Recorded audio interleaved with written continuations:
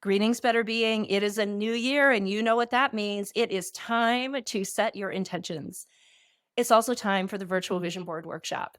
If you have never made a vision board, or you have dabbled in it, or you are an aficionado, this workshop is definitely something you're not going to want to miss. I have an amazing lineup of speakers for this 4-hour event.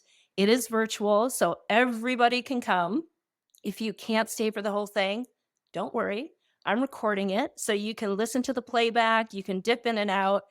I just want to offer this session to help everybody set themselves up to have the best year ahead. So, all you need to do for now is mark your calendar, January 21st, 10 to 2 Mountain Time. Adjust for your time zone, please. Check the show notes. There's a link to register and everything that you continue to enjoy, that you want to manifest, that you want to achieve.